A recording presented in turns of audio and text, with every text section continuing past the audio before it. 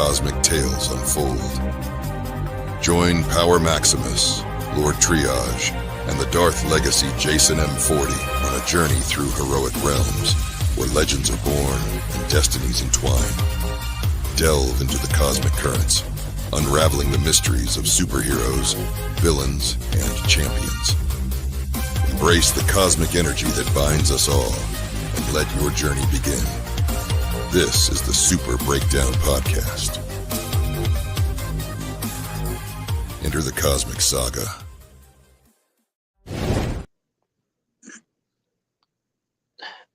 Ahem. Mic check. We're good. We're live. We on. We here. Oh, we here. All right. Welcome back to the Super Breakdown. Another amazing episode, another week. As always, I'm Power Maximus. We're here with everyone's favorite demigod, Lord Triage, and the Darth Legacy himself, Jason M40. What is up, my guys? How's everything been going? Oh, this week was good. Went by nice and smooth. Work was good.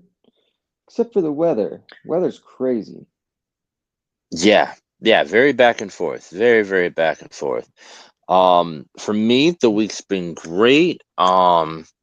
Just work throughout the week, but this next week it's gonna be even better. I got the whole week off since the kids are out of school.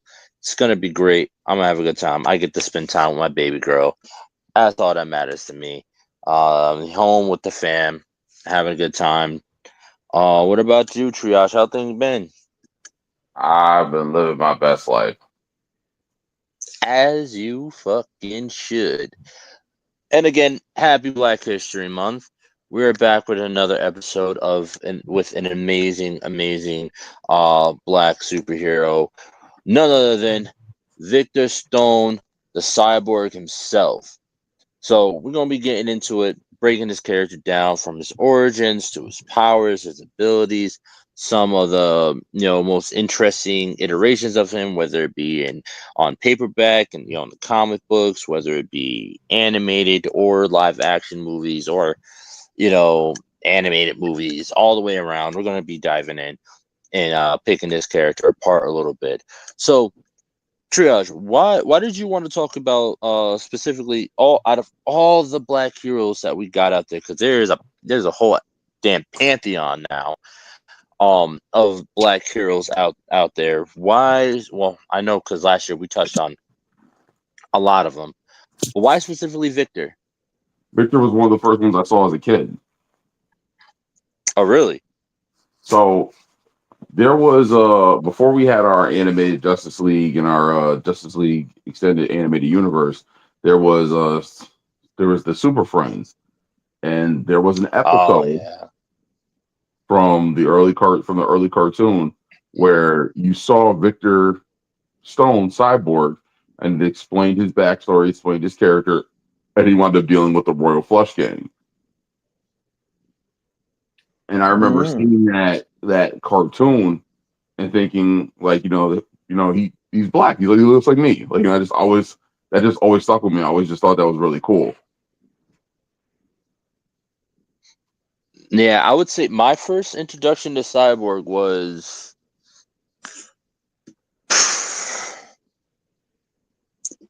honestly, I hate to say it, but I honestly would have to say Teen Titans.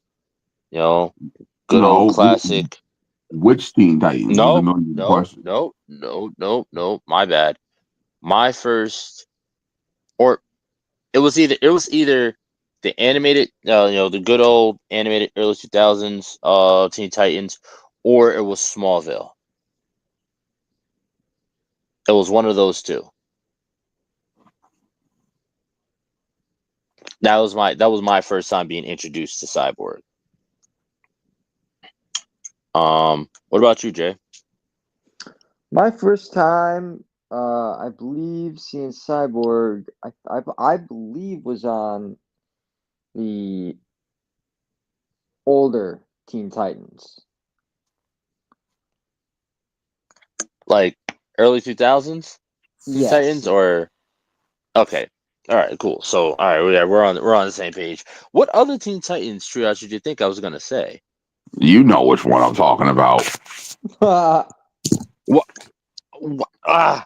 We'll talk about that because I have mixed feelings about that No, show. no, we I have won't. No, very we mixed won't. feelings. We will not talk about that. I'd rather have my balls dragged across a cheese grater. Mm-hmm.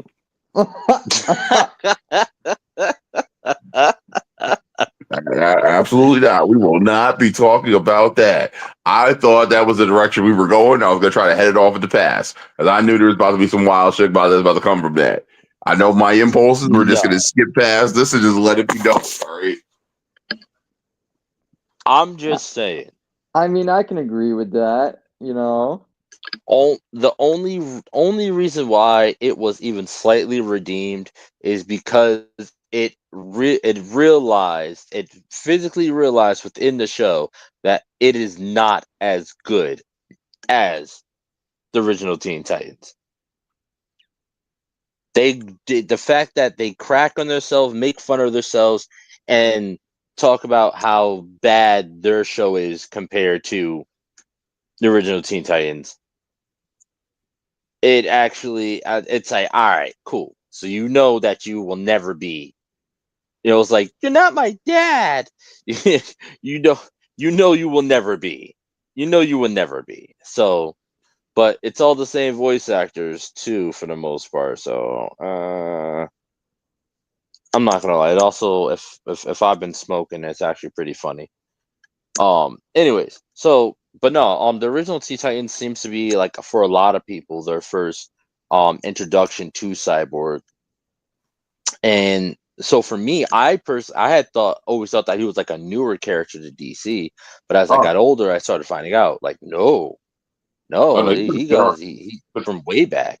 he's been around since the 80s.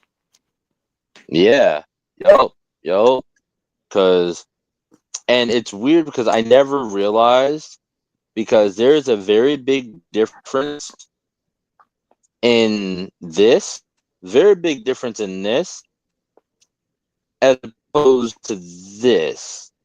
If it was, yeah, and then opposed to this, like Okay. there's a big difference there. So with So this, when I saw these, I didn't know that was supposed to be Cyborg. yes, this is his more comic accurate depiction and iteration. This is the one I saw in the Super Friends, where it was depicted Mm-hmm. that Cyborg was the children of two brilliant scientists who accidentally created a portal to another dimension, and the creature came through, killing his mother instantly, and then mauled dinner mauled Victor to death. Silas, Victor's father, wound up closing the portal, sucking the creature back through it, and then rushed Victor to the closest laboratory to replace his injured limbs with bionic ones. But the story is pretty much usually that, but it varies from cyborg to cyborg. That is very true.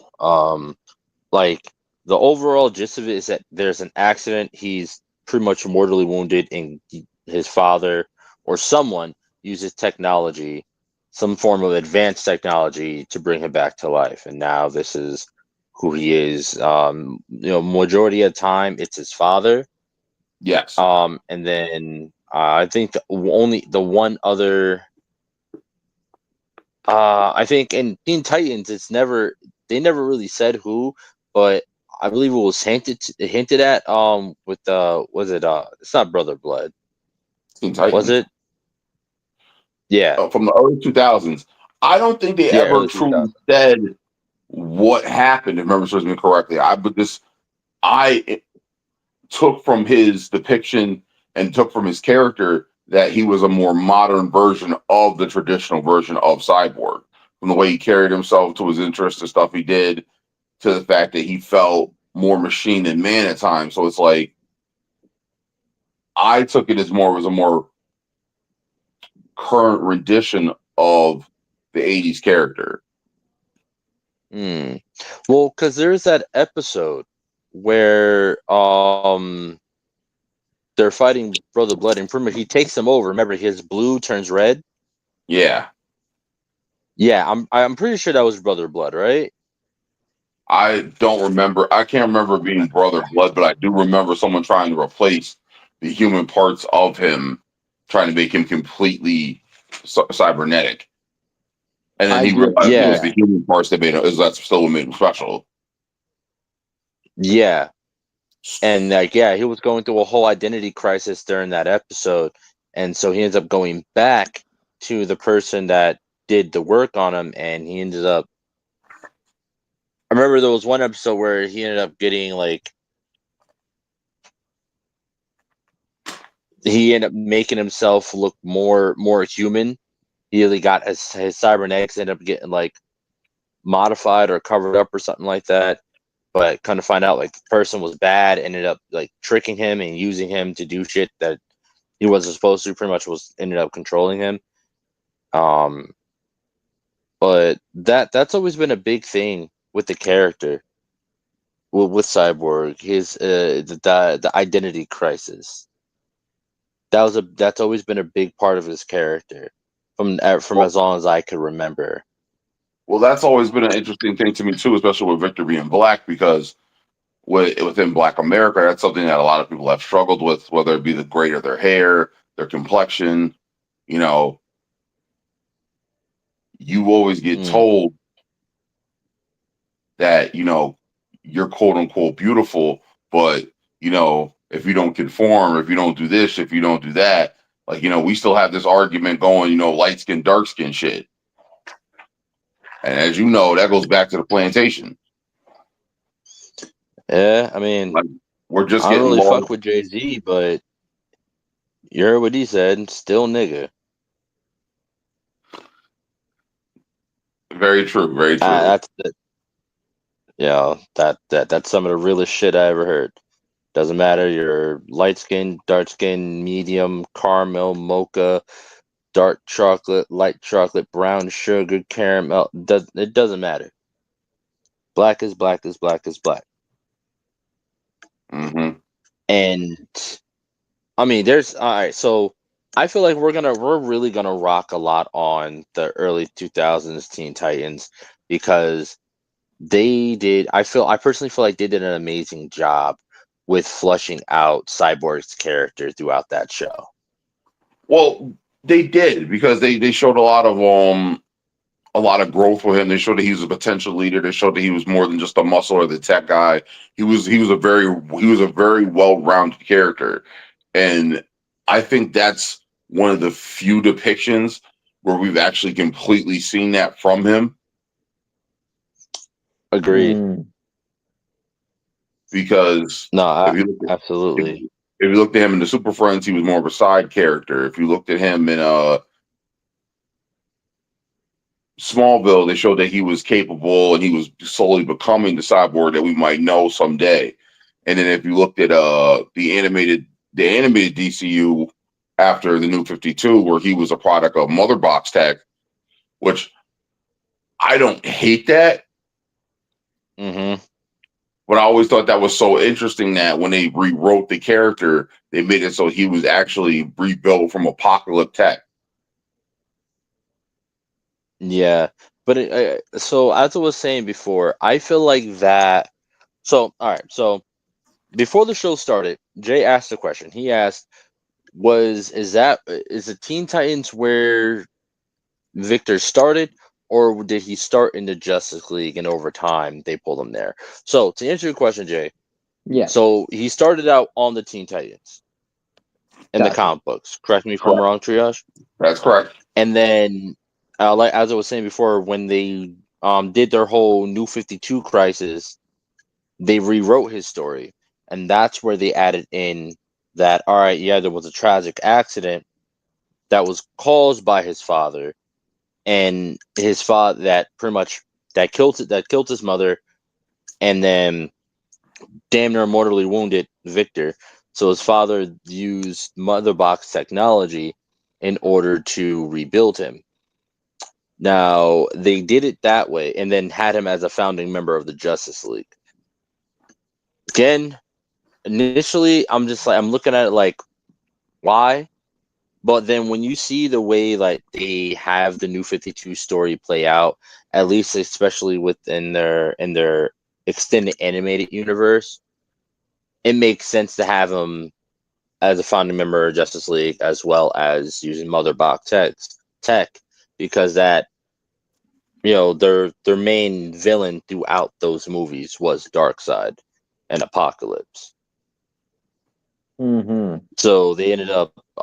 So what ends up happening is they have the concept of taking the Justice League's one of their, because he is literally one of their greatest assets, because he's able to hack into anything, use any computer, look up anything, know everything, any kind of surveillance. Like, he can run the entire watchtower just from saying it. He is literally their biggest asset. So they went with the concept of taking the Justice League's biggest asset and making it so that they can't trust him, because he ends up being controlled by Apocalypse, by Darkseid, and not willingly, not like making him do shit, but like Darkseid is able to like pretty much peer into his mind. I believe there was a few times where he forcibly opened boom tubes. And then when you get later on into the films, I believe it was like the last two films, before they did the whole fucking weird ass reboot to the Crisis films that they had, the 3 Crisis movies that they dropped.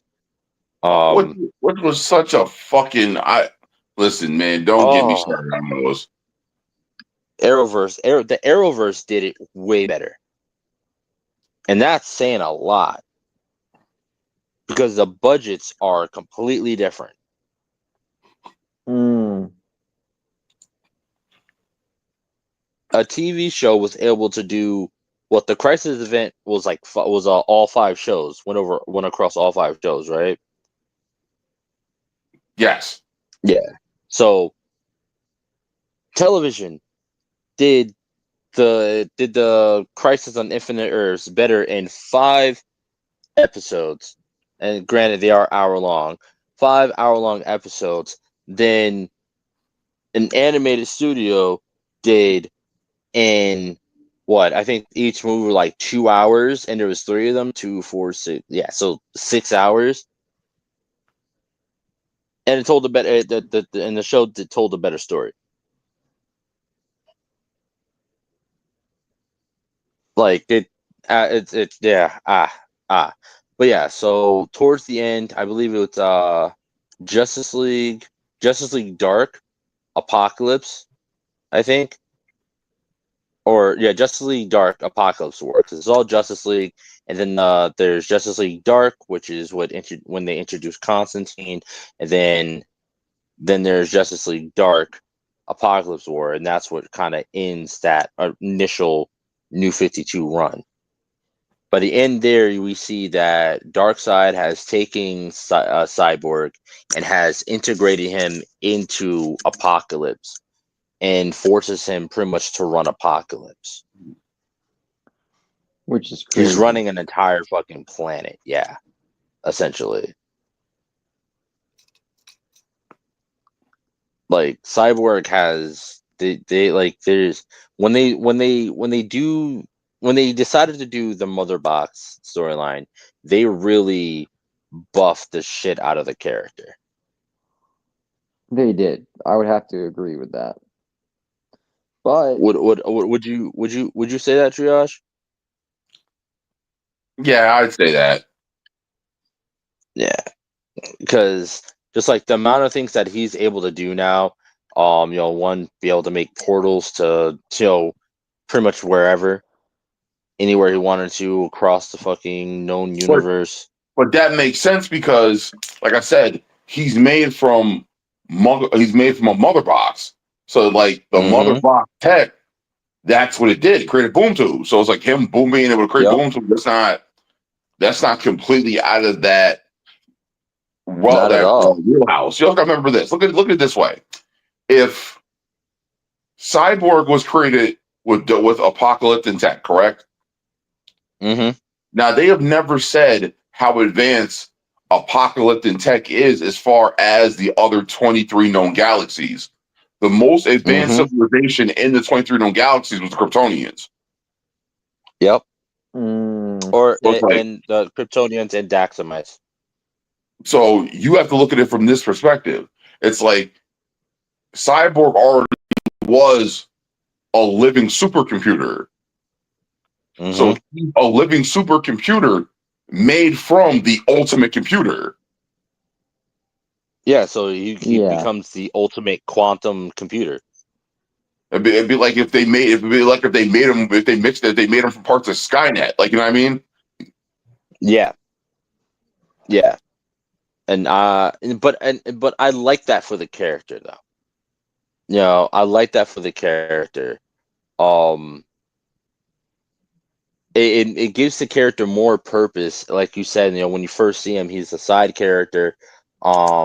Like, and then Smallville, like he's not. He has large. He has a lot of potential, but not. But again, he's not leading it. They got Arrow. They had Green Arrow leading it. Um, until Clark fully came around to the idea. Um,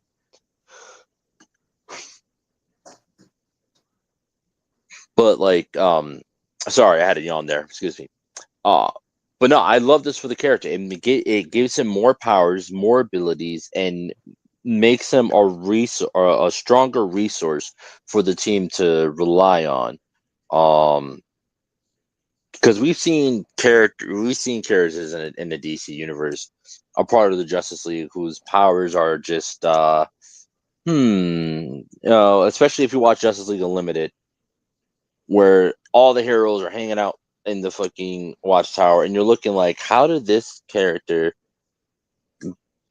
become a part of the Justice League? It's like they just united all the characters. You know what I mean? But now we have another character on there, a black character on there that is actually putting in work. You know, he's designing all their tech. He's making sure everything is functional. You know what I mean? He's their ultimate ride. And then to the point, if you take a look at Young Justice, so a lot of the time, so like what ends up happening in Young Justice, they get so advanced to the point where they're like, they have a legit teleporters that will bring you into the base. Because I remember one time it was like it was Beast Boy and two other people, and they were in like some weird lot somewheres, and they called for a pickup, and a boom tube showed up. They walked through, and it brought them into the base. Like, so to the point where they're actually using boom tubes in like regular everyday kind of work. They're using like their hideouts completely isolated. Only way in, only way out is a boom tube. Cyborg, handling that. You know what I mean? Um, but also in there, we also see the mother box used in a different way to create other characters as well. Halo. Because that's also the season we get introduced to Victor as well. Or no, the season after we get introduced to Victor in Young Justice. And even then, he played a big role there as well. So we see a mother box end up being pretty much reincarnated into this young lady who ends up going by the name of Halo. And pretty much her and Victor, eventually their relationship grows and becomes like, hey, we're pretty much brother and sister because we're both built, from a mother box in our tech. So I don't know. I vote. I really really love the idea. Like granted, like the classic idea, it gives the character so much depth You know what I mean? As in, like, it's tragic. And that's also where I feel like the Justice League movies went wrong with his character. A part of where they went wrong with his character. So I got a hot take. They go ahead. While I appreciate the character of Cyborg, I think making him a founding member of the Justice League was a mistake. I agree. I definitely agree. He shouldn't have been a founding member of the Justice League. Originally, he was not, right? Yeah, Like, yeah, he was created not even a founding member. Like, yeah. So his original creation was, we saw him in the Super Friends, but we end up seeing him in the comic books more so rocking with the Titans. yes. I like, and he was like one of the old. He was like kind of like the oldest member of the Titans, but also like, and initially they weren't called Teen Titans; they were just Titans. And then I'm Mm, pretty sure like they wanted to kind of like appeal to a younger demographic, so they end up, they aged them down and made Well, them teenagers into when they were doing like other iterations. it was always the whole thing with the Titans. But the team thing was something that like even like the Justice League themselves also did to kind of make sure like they didn't get too over their heads because the original team was all the sidekicks. It was Dick Grayson, Wally West, Donna Troy, and Speedy. Speedy and Garth Aqualad. So it's Mm-hmm. like so you had all the sidekicks who were like somewhere between anywhere from 11 to 18 who were basically got sold to sit at the kids table one time and wound up in the middle of some fuckery, and then one thing led to another, and they're like, we actually don't work bad together. Like, oh, you guys won't be doing Mm-hmm. this again. And they're like, yeah, we will. Yeah, Sorry. yeah. And that's one of the first few times like we see like some like rebellion within there when it comes to the sidekicks, because for a long time it was always sidekick does what the hero says, sidekick does what the hero says, stays in the sidekick's place. But and that's really what I enjoyed about like Teen Titans, Young Justice and stuff.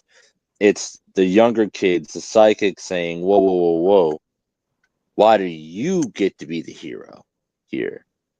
Why do you get to take the lead here? I've been doing this for a long time as well. mm-hmm. Why do I always got to take the back seat? Why I always got to sit at the kids' table? You know what I mean? Why I always got to get the little piece of chicken? You ain't Papa.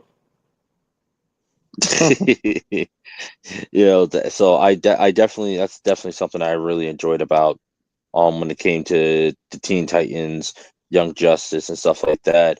Um, but again, like even in Teen Titans, Cyborg plays a massive role. He plays a very, very big role. To me, like when it came to the dichotomy of the characters and like the hierarchy of characters, like yeah, Robin was the leader, he was kind of the brains, but I truly felt like Cyborg was the heart. Cyborg was He really kind of like the heart, or more. No, I take it back. No, Starfire was the heart, and I'd say Cyborg was the soul, He's because the we see in conscience. the episode the conscience. You're That's right. good. Yeah, that's a good Yeah, way to describe it. yeah, because in the episode where Stir what is it? Dr. Chrono, or tells his name, Dr. Time or whatever. He goes by Doctor whatever. Well, there was that they were fighting him, and Starfire went to attack him, but she ended up messing up his escape The and ended character up you're throwing her talking forward. about, the character you're talking about is called Warp, Warp. and the episode you're Oh, referring to is I was thinking of Dr. Light. That's what I was thinking no, of. Sorry. Go no, ahead. the episode you're referring to is How Long Is Forever. Yeah. And in that episode, that was actually a really dark and kind of dreary episode because we find that I forget how long she had been gone for, but she goes back to find the Titans and they're all older. Robin's left to become pretty much the Titans disbanded. Robin had become Nightwing.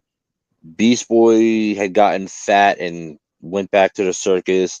Raven was in pretty much a psych ward. And then Cyborg was on his last leg, pretty much being battery powered, plugged into a wall. You know what I mean? But he was the only one that remained at the tower and the only one that pretty much he said he was staying because he knew that she was going to come back. So I really feel like he's a character that kind of really holds everything together. You know what I mean? I can't think Teen Titans without thinking about Cyborg. Whether it be because depending on like where you look at him, like his characteristics, his personality is different. We're all used to a lot of us are used to early 2000s Teen Titans where he's very jokey, very witty, booyah, let's get it, let's put that work in, but he's also incredibly smart and stuff like that. We're used to that, a lot of the fun side. And when it came to Ray Fisher's portrayal, I personally feel like Ray Fisher did an amazing job with the script that he was given, but I just felt like they just focused on the darkness in Cyborg way too much. Way too much. Hold on. Say that again. And they only be for the film, they focus on it way too much. Because like you remember, you got one film. You got one film. You need to take this character from point A to point B. Right? And point B being we're all here, the fucking, the High School Musical, we're all in this together. You know what I mean? But I feel like the way they portrayed his character, like going from point A to point B, it's like he just got stuck. His character progression just got stunted. Which Cyborg are we talking about? Ray Fisher. The Ray Fisher Cyborg. That's what I thought. So here's my feelings on that. So I think because it was so early in the development of his character, that's why it was the way it was. Like you got to remember, like this is no different from someone who was wide-eyed, young, just graduated, went off to war, and then came back. Like Victor had his whole body torn apart and then rebuilt. He's literally the ghost in the machine now. So it's like he can't get peace and quiet because he hears all the electronics in his head. So it's like, I think them moving forward and what they could have done potentially with this character, we could have seen that, wisecracking hotshot quarterback, that receiver who was always clutching the moment. We could have seen that guy who was smooth with ladies and could bring his boys back from the brink of defeat. But it's like, because he was still in that pessimistic point from everything that had literally just happened to him. Because you gotta remember, they only show the files of what happened to him in Lex Luthor's hard drive or whatever. So it's like you only saw that he's been dealing with this for a small period of time. And like they never really said how long his dad had him on the life support that he did before he used experiments on him with the mother box. That That is very true. And again, I'm not saying that like the character shouldn't have been in that state, but I feel like it goes back to what you were saying about him. He shouldn't have been a founding member of the Justice League, especially even in a movie like that. His characters, there's a lot of nuance to his character, which I felt like they should have done separately. If they were trying to tell the story that they were trying to tell, they needed to do it separately, which is clearly the biggest problem with that whole DCEU situation, is that they were doing they were moving too fast. Like, Well, a lot of the characters that they have, not all of them, but the characters like Cyborg, I feel like they need to kind of be built up, because like you said, you can't just have him go from, oh my God, this happened to me, my life is over, who am I, going through the identity crisis, and then be like, well, yeah, booyah, let's go. You're absolutely right. But they do need to take characters from A to B, and they should have saw that they couldn't just take that character from point A to point B. At least the way that they were writing him, that in the stage and the phase that he was in his character growth, he wasn't going to be able to go from point A to point B and be a solid character, because every time we see the character, it's all self-loathing. And so, the viewers are like, the audience is like, all right, get back to Superman. You know what I mean? They well, didn't do anything interesting with his character development throughout the movie, which made him such a lackluster character in the long run of the movie. but that can be said of Which all of them. the Like that whole Justice League no, movie to me was a flop because of the lack of character development and the lack of character potential. So ooh, that's good. look at the Thors, all right? Like, Do we have to look at them? no, because Thor is a perfect example of it. If you look at Thor, Yeah. Thor is a god. He has all this Mm-hmm. power, he has all this potential, he has all this strength. The first movie is him being cast out because his father deemed that he's not worthy of the power that he has. And it was all about him going on a journey of reevaluation and realize what it means to have the power, thus eventually meaning what it means to necessarily rule Asgard. Mm-hmm. Like Loki said it himself, my brother's a hothead at best. All he does is think about his combat. And it's like, he'll fuck around and lead us into a war that we can't get ourselves out of. Yeah, And like, very, very true. so then the next movie was him trying to live up to his responsibilities while trying to balance the life that he wished he'd had. And then he winds up going on this journey of self-discovery to protect Jane Foster and realizing, like, I don't even want the throne no more. Like, I'm big enough Mm-hmm. to the point where I got to walk away from it. And then you have the whole thing with Ragnarok, where it's like he finds out, come to find out, the family he was also proud of is not the family he never really knew about. Yeah. Yeah, there's the family that he wanted to live up to was actually much darker than he initially expected. They had secrets. And again, that's something, you know, like the character progression, the character growth throughout those movies until you get to Love and Thunder, really didn't understand what was going on with the character in that one.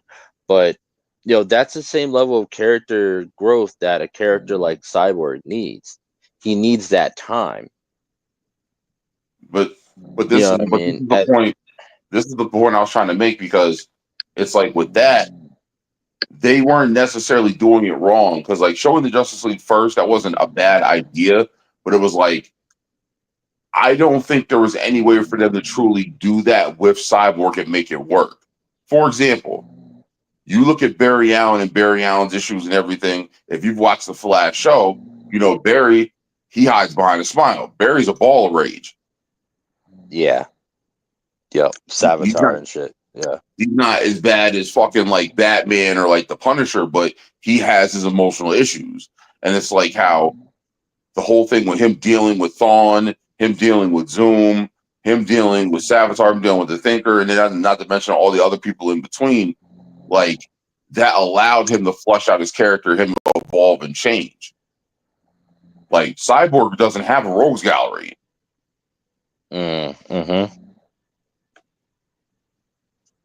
So like there's no really way for him to do that. Like look at Wonder Woman. Like say what you want about 84, or was it 84? Was it 84? Oh, Right. Say what you want let's about, just say Wonder Woman 2. Let's say Wonder Woman 2. okay, I can't remember. say what you want about the second one, but that first one to me was golden. Yeah, I She was agree. the young naive warrior. She changed her perspectives, and it's one of those things like where what she thought the world was not actually what it was. What she thought could change things and make things better is not actually what happened. So you're like, oh, all right, shit. I see your perspective. I see how it changed. And then it's like, then you look at 84, she's a little bit more established. She's running around doing shit, but she's still not no culture icon. She's not publicly known. And then it's like her having to go through the trauma of losing Steve Trevor again is what made her shut off to the world. Yeah. Now, the whole thing with the Wishing Stone, to me, that was a little too goofy because you can't give every single person in the world what they want because the world will go nuclear. Yeah, and I think that was kind of like also the point that they were getting at too. But my thing with Cyborg is like, I just feel like he shouldn't have been in the movie. I think he could have. I think he should have been in the movie, but it's one of those things where they didn't make it necessarily work enough for what was going on. Like and so go ahead. Nah, go ahead. No, because I was gonna say like, so I'm looking at it from a production standpoint, or a writer standpoint. You got a character. You have to look at each one of these characters individually before you put them together, right? Because you got to make sure that you got to figure out how is this character going to work and connect with this character, and how are they both going to connect with this other character. I feel like as a writer, what they should have did, they should have looked at it like, all right, can we feasibly have this character work with all these other characters at the current stage that he's at? Because any other time we see Cyborg, it's already later on. He's already, accepted who he was, what he is, his certain life. He's made the choice to go become a hero, help everyone, help the world. We're getting the happy, the smile, the wisecracking, the jokes, the one that's coming in clutch at when you really need them. The the booyahs. We've already seen all that. You know what I mean? In the Titans, we see all that, and then as the show progresses, they start peeling back the layers, and you seeing, okay, he's not all sunshine and rainbows. He has his identity crisis. He has body dysmorphia. He has all these regrets. He has all these negative feelings inside of him.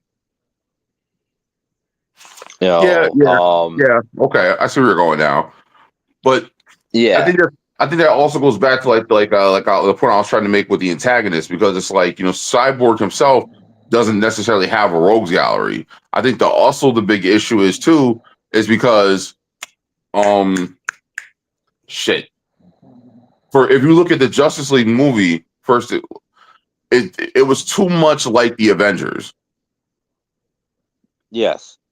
So I think that was one of the big issues to begin with. Like the whole thing with a group of heroes coming together to stop an alien invasion. We saw that movie already. So it's like I think that was just one of those things like where it was bound to fail in that aspect. I think it was something that they should have done a little bit more. Like, for example, say they had some crazy incident where the Parasite wound up stealing Superman's powers, and then he goes on a rampage. And then it's like every time you have someone try to stop him, he absorbs their abilities. But then, like, lo and behold, here comes Cyborg and Batman. They don't have powers; they can be absorbed. Yeah. So it's like, oh, okay. So now we got a little bit more of a deterrent now, because Batman's analyzing shit, Cyborg's doing the math, and it's like between the two of them, they could have figured it out, put a stop to it. And then it's absolutely. like, or even if they had or even if they had fought like a Mazel or someone, or if they had dealt like more like with I don't want to say the League of Shadows, because like that had been a little they might have wiped the floor with them, but the idea of the whole alien invasion to me just didn't work. That right there was just not going to work, because we already saw that with the Avengers, so it was just doomed to fail. I think it was just doomed to fail. Let's take a quick break. Let's hear from our podcast friends, and we'll get right back. Right.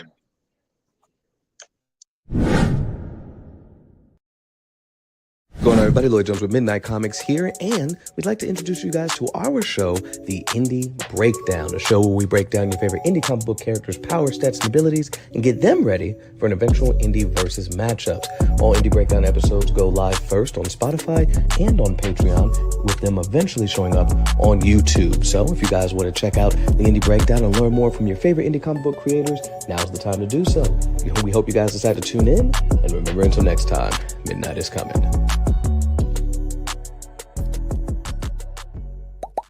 Hi, I go by Lady Mandalore, the creator of Roomful of Blurs. Do you have a whiteboard in your room? Do people get a glazed over look in their eye when you start to explain things to them? Well, come join me every Sunday at 7 p.m. Eastern Standard Time, where we can talk comics and get to know some new creators of color, only on YouTube and Twitch.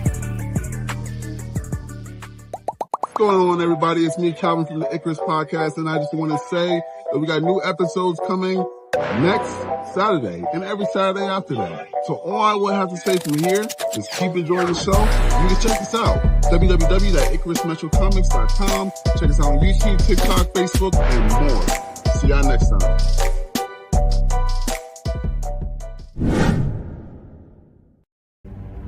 Join the Pulse.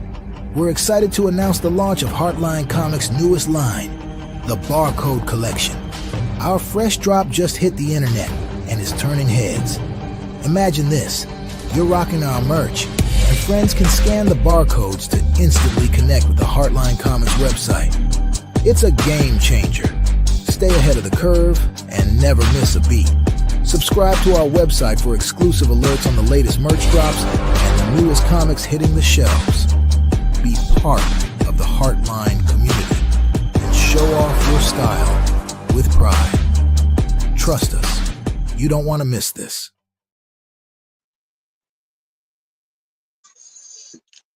All right.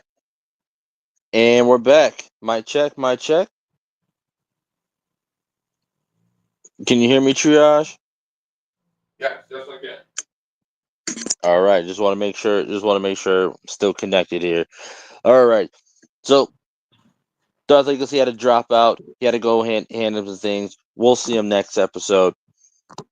All right. So, I mean, before the break, we were talking about just like how we feel like Ray Fisher's portrayal of Cyborg could have worked. But I just felt like, I agree with you. You said it was just doomed from the start. I just feel like there was no way for them to properly portray the character with the script that they had. I 100% agree with you. I feel like it should have been a different, maybe a different villain, a different bad guy, a different villain. It would have been, I felt it just would have made it so much easier for them to flesh the character out. You know what I mean? And then I feel like maybe have him at a different stage in his like progression,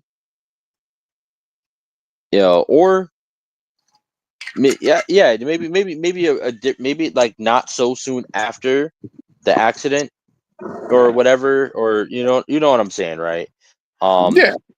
Well, I Yo, think if anything, maybe if they had showed him being more established as part of the Justice League, and then they went back and showed him with the Titans and showed him being a little bit more, and then maybe his time with the Titans is what made him become more refined. yes, yeah, I like that. I like that a lot. I feel like that would that would have been great. Um, I just again, it just all really wraps around for me to the fact of a character like Cyborg needs time. If you're going from his from the beginning of his origins, if you're going from the beginning of his origins and you're trying to get him to the Booyah Cyborg, that's a long time. You're gonna have to make a lot of shit happen. If you got a 2-hour movie, there's a lot of shit that you need to make happen within that time.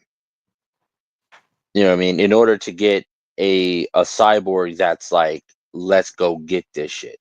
You know what I'm saying? And I just feel like they didn't the story that they were portraying for him, they could not they couldn't there's no way. There was no damn way that they're gonna be able to get it to work that way. No damn way. Because I mean, you get little glimpses of the darker side of his nature or stuff that he's had to deal with. Even like in Smallville when he's betrayed by the great Lee Thompson Young. R.I.P. Like even Victor, even that version of Victor states to Clark, he goes, like, what's going on with you, man? Last time I saw you, you left with your girl. And he's like, yo, bro, don't even kick that hornet's nest. He's like, yeah, she gave it a try, but with all the hardware in me, we couldn't really make things work. Like when Oliver found me, I was living on the streets, didn't really have anything to my name. He put food in my stomach, a roof over my head, and a reason for me to go on living. So that was one of the reasons why Victor was loyal to him. So from that perspective, I understand where they were going, because it's like, all right, they touched that he had some dark times. They understand that he moved past it. He's doing his best to be on the fence and deal with his new perspective and his new life. Yep. Absolutely. And I just feel like that would have been that would have been a better way to do it. Like we see a more established Cyborg, and then you start peel back the layers, because we all know, like, this episode is like inground in our head from Teen Titans. The episode where homeboy from where is Starfire from again? Who? Where's Starfire? Starfire from again? Her Yeah. planet? Yeah, why is it Starfire. why am I drawing the blank? Her home planet's called Tamaran. Tamaran. I'm sorry. Thank you. Yeah, the episode where the silver dude came from Tamaran or whatever, and he was calling her a Trog. fucking what was Yeah. it, Trog? A Trog, A yeah. fucking Trog? Yeah, Trog. And like the whole episode, he's saying it, and everybody's loving him, he's cool, and she's just like, yeah, yeah, whatever. And then Cyborg turns around and says it, and she stalls off on him and storms out. Then we got, then we get that moment that bro, I kid you not, this moment is like fucking seared into my brain. I will always remember it, because that was my moment. Like you said, you had that moment in the Super Friends where you're like, yo, I relate to this character. I see this character. I see myself in this character. That's what that moment was for me. When they're in the room, she's crying, and he's like, yo, what's going on? Troc, what, like, why you bugging out? What's going on? And she explains to him that the word Troc in her language means nothing. And he's like, oh, so if it means nothing, he's like, no, you're calling me nothing. You're saying that I am nothing. I am lesser, I am below.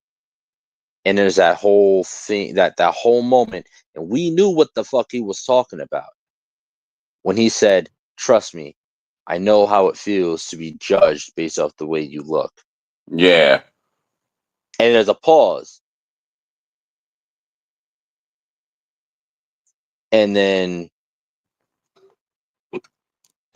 she's like, yeah, because he's like, yeah, a robot.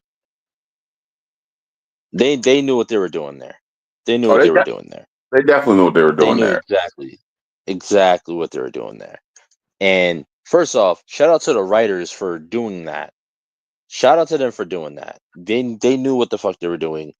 That was perfectly, like, it was beautifully written, and it shows that, yeah, nah, bro, trust me, I'm a black man in America. I know how it feels to be looked down on, to be told you're nothing, to be made to feel like you're nothing and that you're lesser than. I know, you know what I mean. It's and that episode is just so grounded in me because it's a real, to me, I feel like it's a true testament to Cyborg's character, you know what I mean, and a lot of the shit that he has to deal with, you know what I mean. People looking at him weird and funny, and like even hating him because of him being different like that. Not only does he have to deal with the fact that because he's half robot, but he also has to deal with that because he's black as well. He's a black man who is half robot. So people are already calling him a freak and a monster. But now he also got to worry about people calling him a nigga too. Yeah. Get this hard R out of here. Is it hard R robot or hard R, like, you, you get this? So like it's there's just so much that goes into the character. And personally, I feel like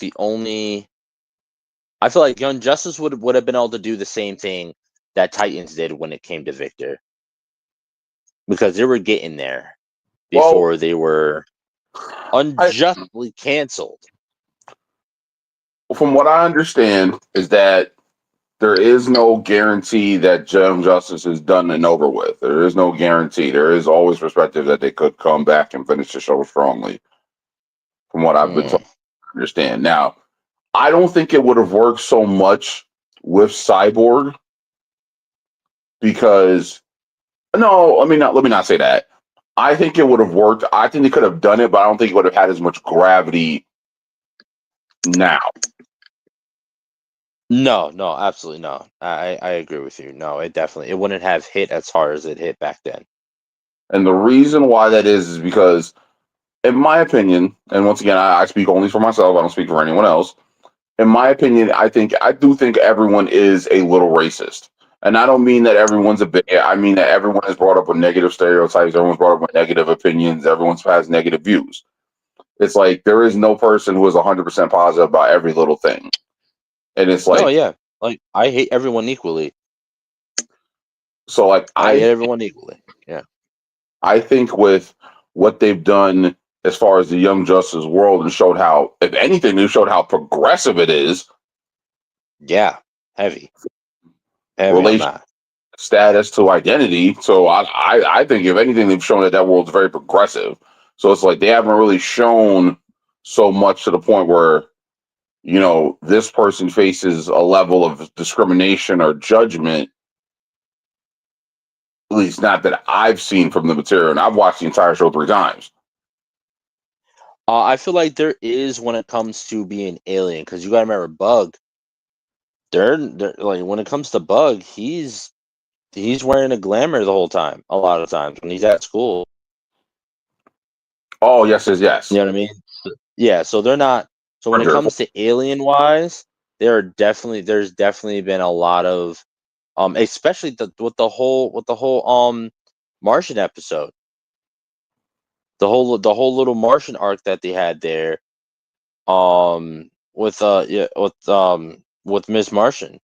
But the Martian thing is a self-hate thing. That's a race issue amongst their own people. Like I said, that goes back what we said earlier, the whole light skin, dark skin thing. That's what that is. Yeah, for them, it's like what? Green, yellow, and white? And red. And red. Yep, and red. Yeah, the red, the red, they're like kind of like their race is more like shaman and stuff like that. Yeah, and the whites were the ones that were pretty much like I don't know. It all depends on the material. It truly, really depends on the material. Memory serves me correctly. The whites were depicted as the minority, the lower class, and the greens were the majority. The reds were like the ruling family, and the yellow were like the priestess. Yeah. Yep. Leaders. Thank you. Yep. But I'm just saying, like, but even then, in their world, like when it comes to aliens in general, which makes sense because every time they fucking turn around, some aliens are trying to destroy the planet. So, like, I definitely did see a lot of like racism and like towards aliens specifically. You know, never really human to human, skin tone wise, or skin color wise, but more so between human and alien. Because if they were that progressive, Bug wouldn't have needed a glamour. They're like, oh shit, what's good, alien? Good.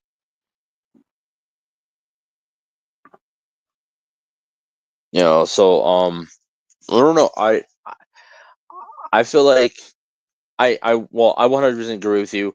The Cyborg, if they did it the same way that he did it when Teen Titans, it wouldn't hit the same.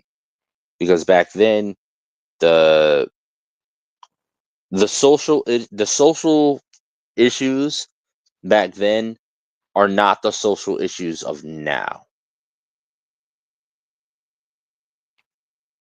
The social issues of early 2000 are completely different than the social issues of early 20s, early 2020s. You know what I'm saying?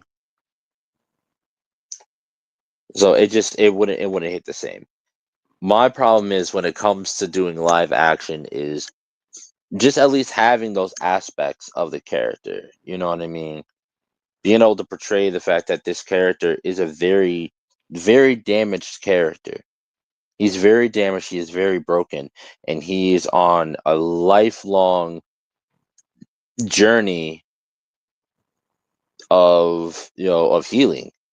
No matter how long it's been, like something like that, with the tragedies that he went through, and it having such a life-changing thing, that's a lifelong journey of healing that he has to go through. He's going to have his moments of falling back into the anger, the sadness, the depression, and then it's going to wrap back around to, nah, I got this, let's do it, booyah, and then it's going to come. It's a cycle. And as long as they're able to portray that, you know what I mean? Like, yeah, he's out here, he's going to get it, he's an asset, he has leadership qualities. If when shit hits the fan, he hits back type shit. But he has issues. He has trauma. And he's working through it. That's what's needed when it comes to, at least I feel like that's what's needed when you want to use Cyborg in a piece of material. Either you go all the way with the hey booyah, either you're going all the way booyah Cyborg, or you're having it in the middle of he's getting there.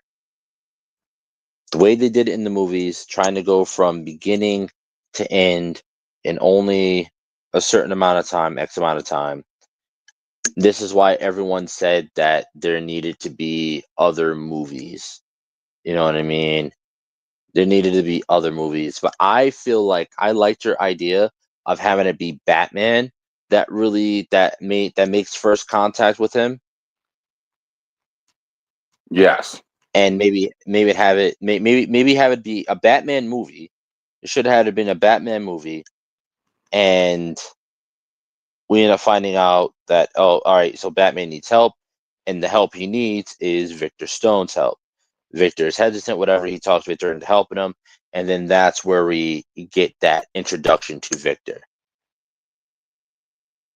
and him working with Batman. And then we later on, let's say we get a Justice League movie, and he's like, "Hey, you know, I know a guy. They need something, and they're like, I know a guy that can help."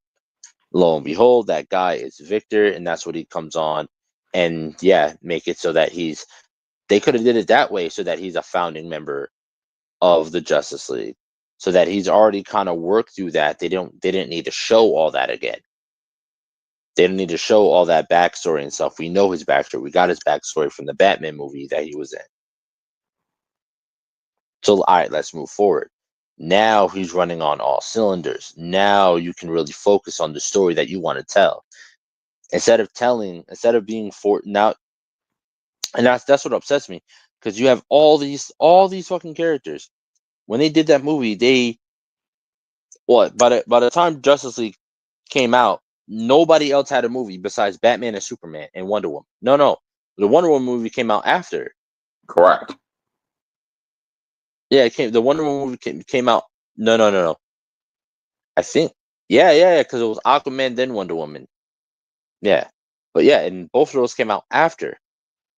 Like Wonder Woman had a cameo, and Batman v Superman. They all had cameos in Batman v Superman. Mm-hmm. But like that should have been, and then it jumps straight from that to, oh, we gotta bring them all together. Like, I don't know, there was just no time to really establish any of these characters. Like Barry, all right, he's not a character that you really need to work too hard on to kind of establish. He's a character that is very well known. Flash is a highly popular character. But that was just because Like, of the TV. also, So like I wouldn't do that. And it's like also like, let's be honest, do you like Miller as a Flash? what happened? I said, let's be honest, do you like Ezra Miller as a Flash? Oh fuck no! That was absolutely dreadful. That was a horrible casting. Horrible. That was bad. That was bad. It should have been Grant. It should have been Grant. We all know it should have been Grant Gustin. Funny fact. So Grant Gustin was just on Michael Rosenbaum's podcast. I saw that. Do you know what that means? No, I don't. It's the Flash interviewing the Flash. Yeah. Yep. So for all you don't know, Michael Rosenbaum, he's mostly known for playing Lex Luthor in Smallville. But what many people don't know, what I didn't know for a long time, is he is also the voice of the Flash in the Justice League and Justice League Unlimited cartoons. Correct. So just a little fun fact you don't know. So yeah, technically, Michael Rosenbaum talking to Grant Gustin is the animated Flash talking to the live action Flash. Second live action Flash. Because hell, bro, tell me how I didn't know that there was a 90s Flash movie. There's a TV show. TV show until the Flash came out. Yeah, the guy who plays his dad in the show was the one who was the Flash in TV show. Mm-hmm. And that's why they had him in the suit, and that's why in Crisis they brought him back as they brought him back as Jay Garrick to be like a little chef's kiss, little homage, but then they also ended up bringing him back as the 90s Barry Allen, an older version of the 90s Barry Allen. And the woman that plays Jay Garrick's wife she also played in the show with him. She was the love interest scientist, whatever, in the 90s show.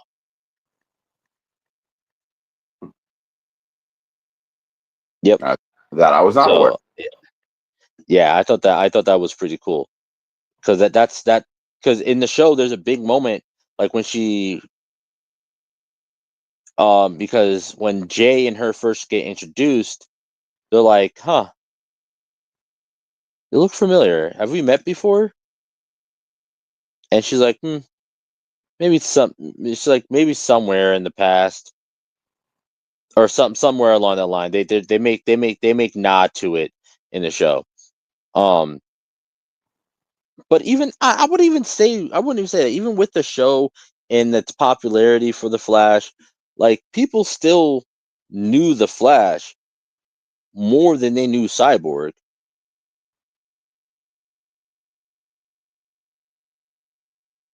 Like the Flash was still more noticeable than Cyborg. Uh, um, right? Is that the word I'm looking for? More well Yeah, known. Yes, yeah, I'll agree. recognizable. That's the word I was recognizable. Yeah.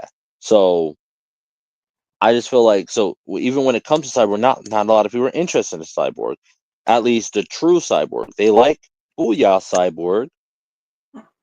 Everybody knows and love Booyah Cyborg. I started saying Booyah because the nigga was saying Booyah. But like when it comes down to like the nitty gritty of this character and his true backstory and his true origins and how tragic it is,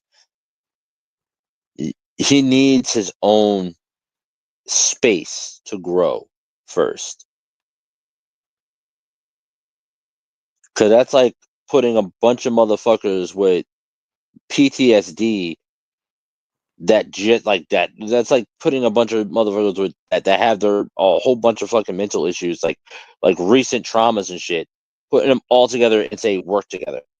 That's exactly what it was. Nah, yeah, like they all need to like each of these people before they can try to work together, they need to get through their own shit first. And that's all that movie was each one of them trying to get through their own shit. So it ended up being more so about these characters getting through their own shit than it was about the main story that they were trying to tell.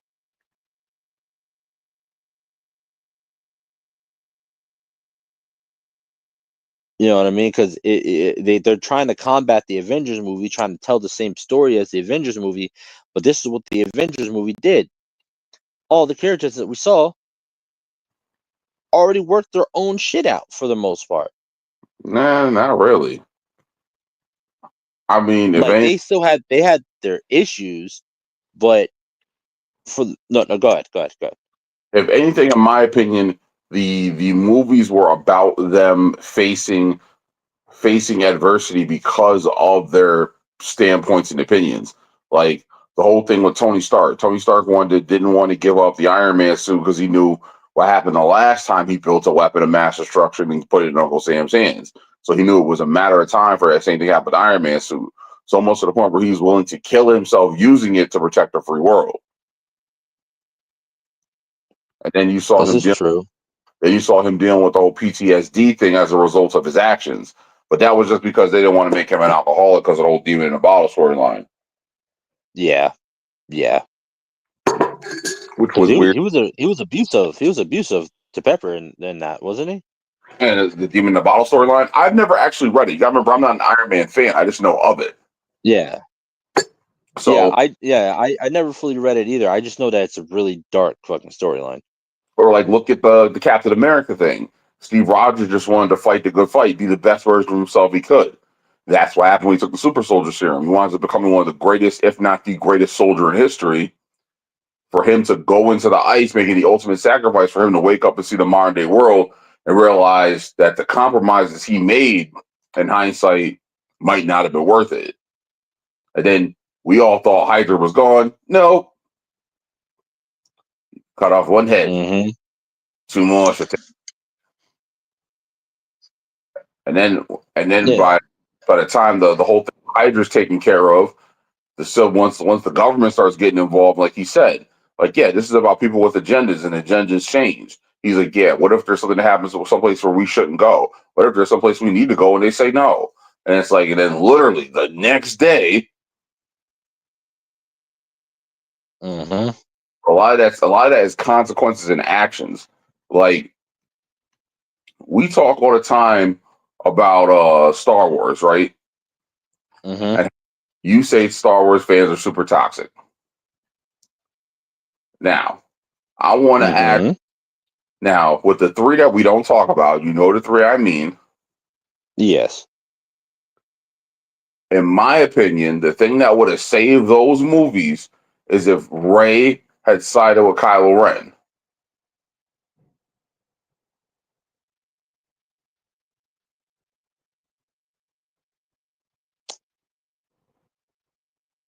Yeah, along those lines. I feel like what would have saved it is if kind of like role reversed.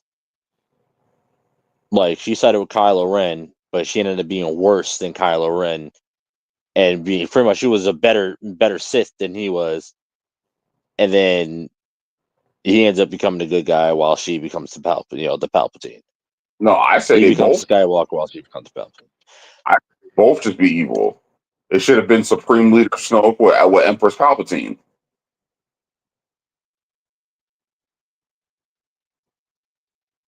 But because they were both raised with certain principles, they weren't completely evil. Mm-hmm. That's very true. But what you So, like, getting at here, sir? so the point, I'm actually completely off track. I don't even know what the point was I was trying to make. I don't know. I guess I can. Fuck, I don't forgot the point I was trying to make too. Before you were trying to make your point. My overall point is that. Oh yeah. We were talking about the fact that I felt that when it came to the Avengers movies, all these characters had already went through their shit and or at least were coming to an end of their shit kind of cycle. And then now they're on a team. Now they're with different problems. Now it's not their own shit problems. Now it's problems that they all have. You know what I'm saying? But of course, here and there we still run into each one of them dealing with their own shit. Captain America, we see him deal with his past bullshit of Winter Soldier. We see in Hydra, we see, but again, they were handled in their own movies. All right, name an Avengers movie which was a full team up, right? Mm-hmm. Where where one of them had to deal with like somebody from their past. Like let's say, like the shit that Iron Man had to deal with, or I mean only I guess the first one was Loki for Thor. Oh fuck. Yeah, never mind. The Age of Ultron. That was Tony's bullshit. But it wasn't past bullshit.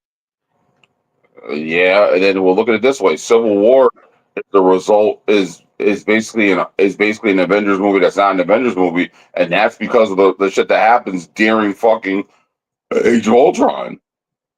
Like Zemo said, you guys killed all these people. You're responsible for all this death and mayhem, and then what happened? You fucking went home. You didn't face no consequences. No one got in trouble. No one got held to any standards. You guys were like, "Oh yeah, we cleaned up the mess. Goodbye." Yeah, that was tight fucked up. Niggas just hopped on a helicarrier and left. Didn't do any cleanup, no restorative efforts, no looking for survivors. Damn, that is fucking crazy. Nigga really did just like dip. I don't know, but like when it came to like the big shit though, like you said, like I said, when it came to Cap dealing with like his own shit with Bucky and shit, that was his own movie. All right. That was within Captain America movie. Tony dealing with his fucking the extremist shit and all that. That it was his own movie. His heart problems and shit like that. The cancer, whatever, that was his own movie. The Thor really, really kind of dealing with Loki and handling Loki. dealing with the the fucking elves and shit like that. Because pretty much they had an alpha this nigga because when he was doing all that ranting and raving, and when he was younger, before the first Thor movie, and he was just starting problems with niggas, running down and defeating niggas and fighting niggas. They wanted their lick back. The Dark Elves wanted their lick back. That's what it was. That was handled in its own movie. Hela, his own movie. Gore, God Butcher Gore, shouldn't have been even done, but his own movie. Widow, her own movie to deal with her past shit. Hawkeye got his own show to deal with his shit. Who am I missing? Banner. Yeah, they haven't got around to that yet. No. He handled his shit off screen. Yeah, because that Becoming makes fucking Professor Hulk. Stupid shit. Never said it made sense. Never said it made sense. It was just done off screen. Stupid as hell. But again, each one of their team characters, when it came to their character progression, it was done in their own movie. You know what I mean? Or at least I guess Civil War is also a no. I would say that it may have involved other characters, but it was truly really Cap's character progression. Because after that, we don't see him as Cap, we see him as Nomad after. But Tony just goes back to just being Tony.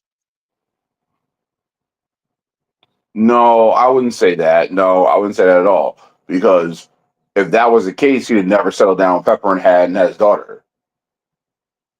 Well, he was already on the way to do that. Nah, I think that whole thing with the realization of what happened to his parents is what put a lot of that in motion. Because, like he said, Ooh. do I want to get it all back, get back what we lost? Absolutely, but I gotta protect what I found. You just had your firstborn. You know full well how that put things in perspective. Yeah. Hmm. I mean, because clearly, like I said, there's clearly character progression when it comes to Tony. But would you really Civil War was it for him that made him rethink stuff? I definitely think so. Because Hmm. look at it this way. I'm gonna have to go back and rewatch it. Because the whole thing is always that Tony learns from his mistakes. And it's supposed to be like you always see it like in the way he upgrades his suits and the stuff he does and his tech. And it's also been Mm-hmm. through it. Like I literally the whole thing with him getting shot with his own weapons made it so whenever he made a weapon, he made sure it was never misused again. Not just anyone can put on an Iron Man suit. There's protocols for that. Like Yeah. literally got to the point where once he made that suit, he would not let no one else use it. So it's like then he was literally willing to let the suit kill him in order to protect the world that he felt that he put in danger. And then once the whole thing happens with Age of Ultron and all those people die as a result, oh, he feels guilty. All right, maybe we need to be put in check. Maybe we need to have this done, this. But he was already somebody who had problems with accountability. Well, how Mm-hmm. your weapons kill massive amounts of people? He was like, I don't care if people fire my weapons as long as they're firing them. Yep. So finding out that your parents were killed by your boy's boy, and it's like the whole thing was like he didn't want to settle down. He wanted to be the bachelor. He wanted to do all these things. Like he could have been settled down with Pepper Potts, but it was only after that put in perspective for him how important having a family was. Mm.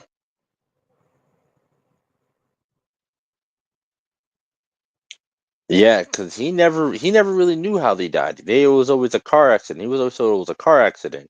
Mm-hmm. But I can see how now, like seeing the video and seeing how quickly your family was lost, you can, I make that realization. It's like, all right, I need to solidify and crack down on my family.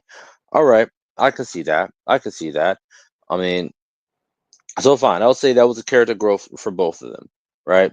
But again, the overall point is like they each had their own growth in their own time within their own movie. We all know Civil War was going to be both kind of both of their movies because like in the comic books is a both of them thing. You know what I mean? That's what DC should have did though.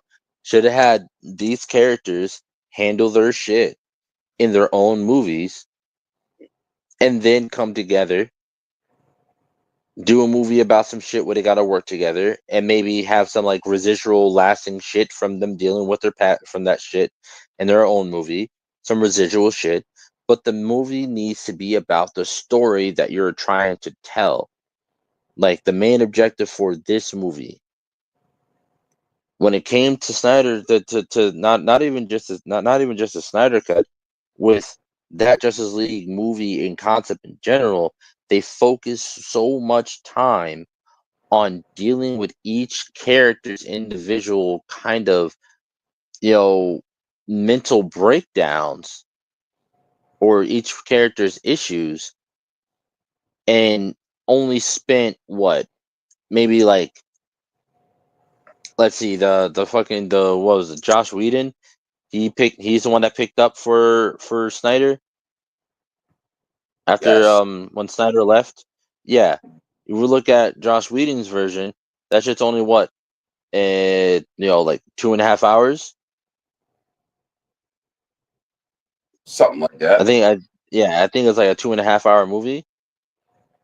Only like the last maybe like 30 to 45 minutes is them really kind of honing in, like like the overall time of them honing in on the main premise and of the film in total. And it's got to be like in total, like way less than half the movie, less than half the runtime of the movie. They've actually collectively focused on dealing with the problem at hand.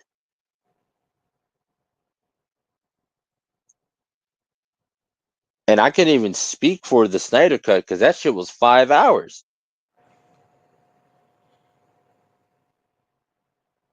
Right? 5 or 4, one Yeah, of those.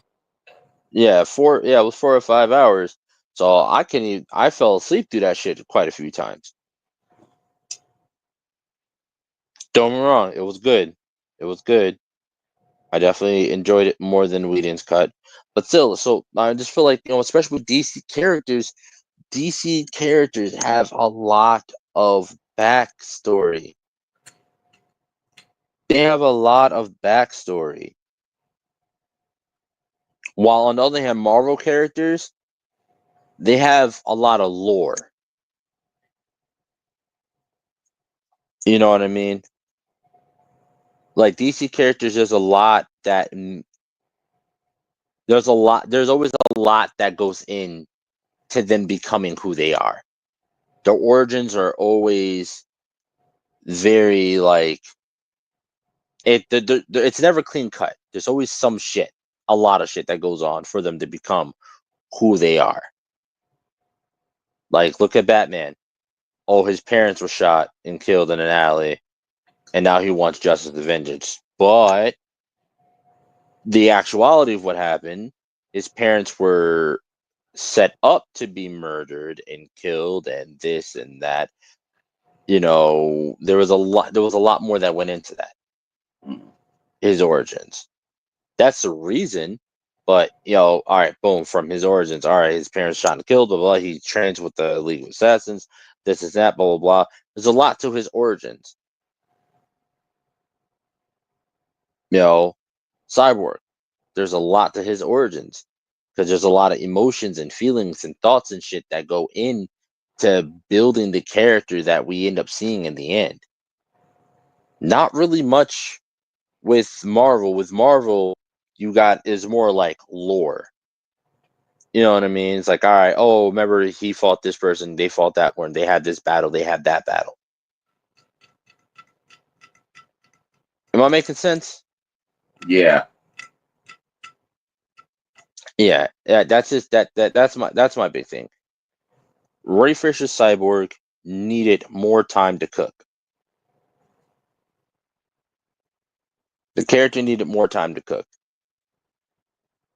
And they did not give that to him whatsoever. I agree with you. I like the idea of him being playing a side support character in like a Batman movie, and them two working together and shit like that, and then being brought in later on in a team up movie. You know what I mean? It's like pretty much like they did with Wonder Woman. You know, she was there for Batman v Superman, and then we just kind of like brought her on. And when it came to the big stuff, no,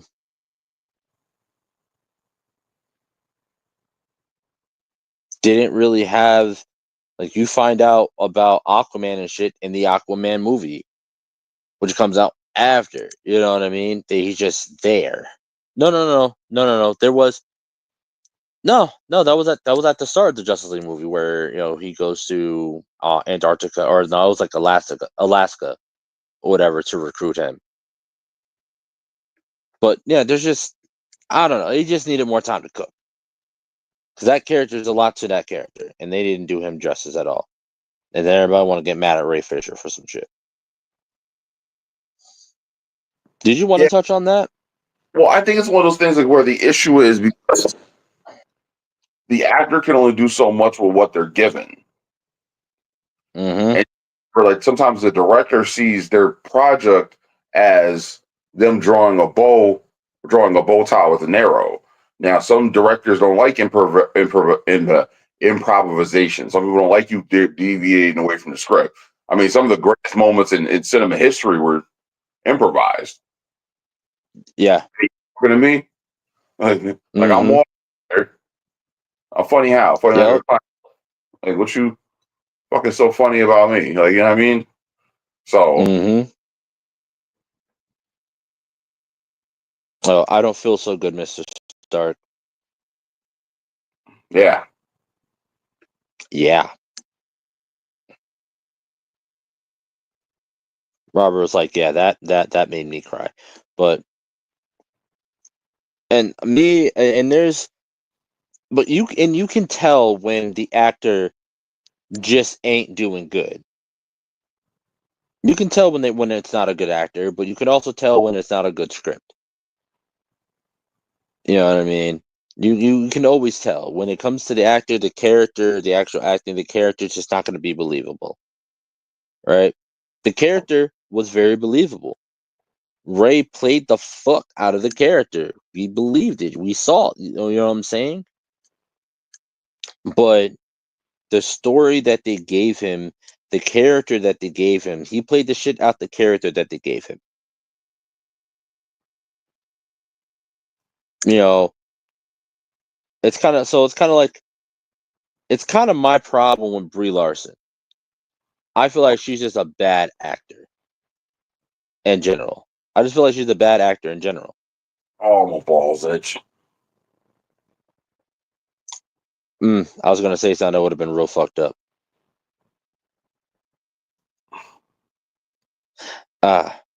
Anyways, but no, I just feel like, but like she can have a good script, but just be bad. Look, The Rock, The Rock,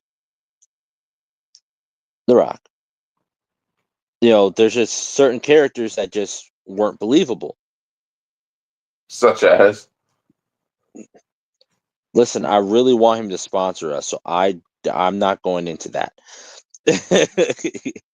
But no, like Jungle Book, it wasn't a very believable kind of character. He really portrayed that character very well. No. Why I say Jungle Book? No, I meant Jumanji. I meant to say Jumanji. Sorry. I was thinking of Jungle Cruise or whatever.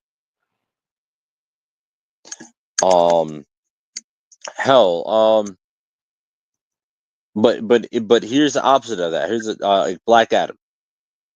I believed he was Black Adam, Okay. but the story and what they had the character do was not believable. It wasn't okay. Wasn't good. So he did an amazing job acting the character that he was given. But the story was ass. Right? But now you look at other characters that he's played, like fucking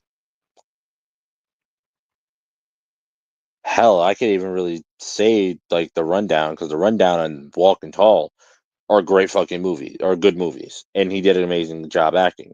That's when the actor and the shit that they are acting works. But like Jumanji, come on now, Jumanji was a good movie. I liked the script. Nah, I can't coach. Didn't like him. What?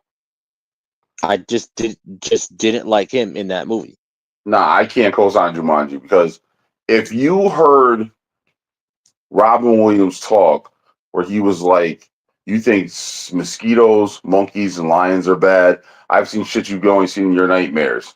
He's like, and then he goes on that little whole spiel. He's like, and then you hear something scream, and then you hear them eat. He's like, and then you pray to God that you're not dessert. Like, you thought Rob Williams had PTSD from the shit he saw outside. Yeah. And it's like, then he definitely did. But then you watch the Jumanji movie, and it's like, all right, but let's be fair, they were pulled into different games. He was pulled into the board game, the original game. They were pulled into a fucking video game, which means that's neither here nor there. That is neither here nor there. It is. No, it's not. It most definitely is. If anything, shit, that should have been worse. With some of the gameplay I've seen. But remember, it was also an old school cartridge game, so it's gonna be way lighter than what the board game was. And whatever, that sounds like plot armor. It absolutely is. It's The Rock. It's all plot armor. It's all plot armor. It's The Rock. It's all fucking plot armor. So that shit sounds insane. Yeah, but I was talking about it's a good movie. I like looking at it as its own movie because that when it comes to the new Jumanji movies, I don't relate it back to the old one. These are reboots to me. They're not continuations. They're reboots. So I'm looking at it as just as the movie itself. You know, I enjoyed the movie. Didn't enjoy him playing that role. It was just not believable. It wasn't very believable. But him playing Teth Adam, right? Teth Adam, right? That was his name? Yes. Yeah. Like, that was believable. Like, he played it very well. Brie Larson. Horrible. She's not a good actor. Everything she's in, it's not believable. From Kong to fucking the new shit she did for the Fast and Furious thing. I actually got excited when they shot her in the chest. That sounds insane. We're like, hey, shut the bitch up. Get her out the movie. Insane. Get her out the movie.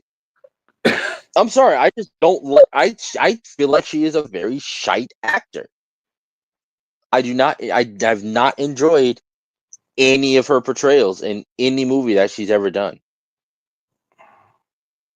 I feel like I would rather watch Kirsten Stewart in Twilight than watch a Brie Larson film. I'd rather watch Kirsten Stewart in Charlie's Angels. Shit. Than watch Brie Larson movies. Shit. That's.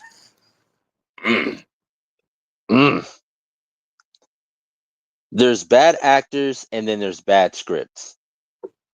When you give a good actor like Ray Fisher a bad script, that's what you get. You get a great portrayal of the character, that gets shitted on because the overall production of the movie was garbage.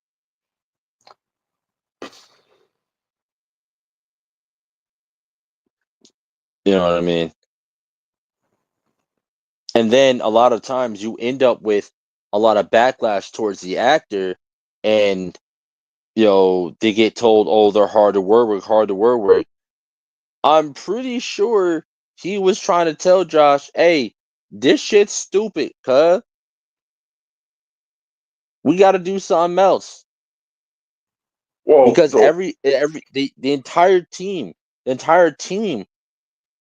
said that it was horrible working with Josh Whedon. They all did. They all backed Ray Fisher. Because you cannot tell me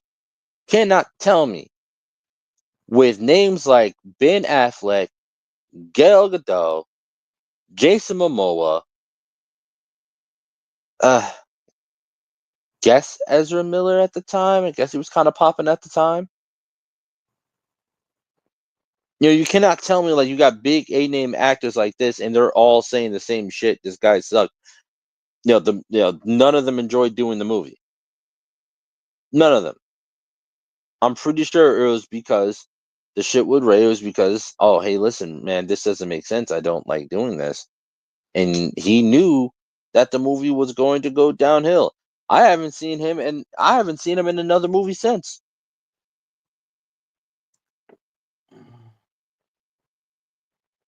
Have you? nah, you're not wrong. Nope. I haven't seen him in another movie since. But of course, Josh Whedon, because he's such a big director and producer, he says somebody's hard to work with. You're not seeing this person in the film.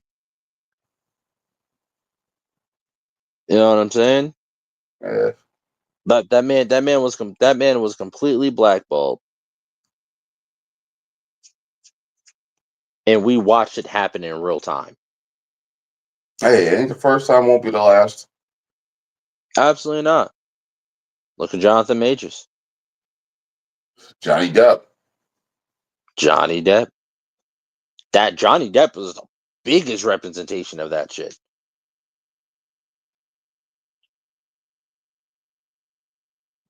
Jonathan Majors is just the most recent.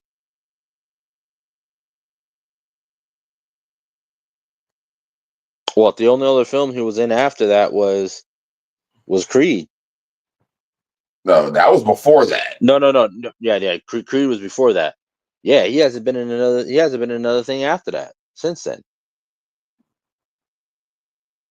Granted, if I understand, brother is with, he's with sister Megan Too Good. I wouldn't want to be leaving for months at a time to go do a film either. I understand how that feels. I got my own beautiful woman here at home. I don't even want to fucking go to work some days. I'd rather stay home and be around her. So hey, I'm not blaming Brother Mages for wanting to stay home. Maybe not want to do a movie.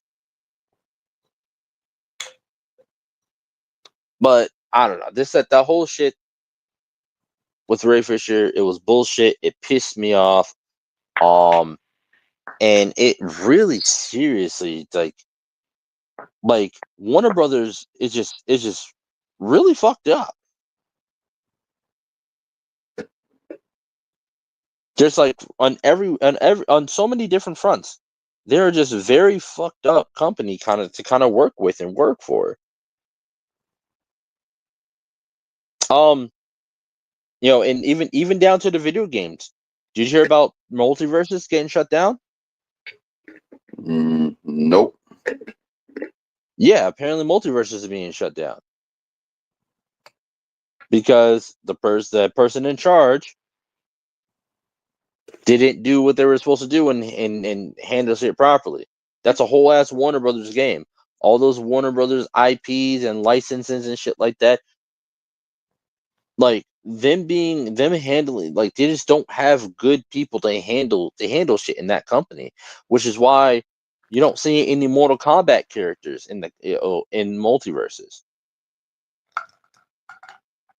because Boone was like, yeah, no, because they just weren't handling shit right. From their actors to business, they don't handle shit right, and that's why I'm keeping an open mind about what James Gunn is doing for them. We got to see maybe if he's the one to help them get their shit together. Have you watched Creature Commandos yet?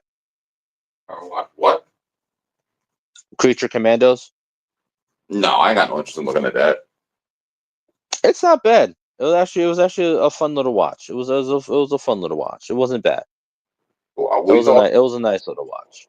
We thought the same thing about Blue Beetle. Look what happened with that. No. I've actually watched it, and I thought it was a fun little watch. It wasn't nothing major. It wasn't something like, oh, this shit's amazing. Oh my god, this is great. Oh, DC's back. No, it wasn't. It wasn't that. It wasn't that at all. It wasn't that at all. It was no. It was not. It was not. It was not. But it was fun. It was nice. So hopefully we get to see we get a quick glimpse of their Batman, of the new Batman. So that's going to be interesting. So just being able to see their Justice League, I want to know if they're going with Cyborg being on their Justice League, or if they're going with Cyborg being a part of the Teen Titans. A little bit. That's what I. As Go far ahead. as I'm concerned, if I can't get the lineup from the Justice League animated cartoon, I could care less. Yeah, no, I'm 100% with you. I need Batman, Superman, Wonder Woman. I need Flash, Green Lantern, preferably John Stewart. Preferably John Stewart. Recasted him. Oh yeah, they did. They did. What was it? Adrian Pierce, Yes. something like that. Something Yeah, like that. yeah. Oh, homeboy from something Ridge Rebel Ridge. on Netflix. Rebel Ridge. Yeah. Yeah. So yeah, I'll take that. And I need to see. Did I say Flash yet? I believe so. Yeah. Yeah. Batman, Wonder Woman, Batman, Superman, Wonder Woman, Flash, Green Lantern, preferably Hal Jordan. I need to see Martian Manhunter. And I would love to see Miss Shire Hall. Right. And I would honestly like to see them recast Hawkman, since Jason Momoa is now Lobo. So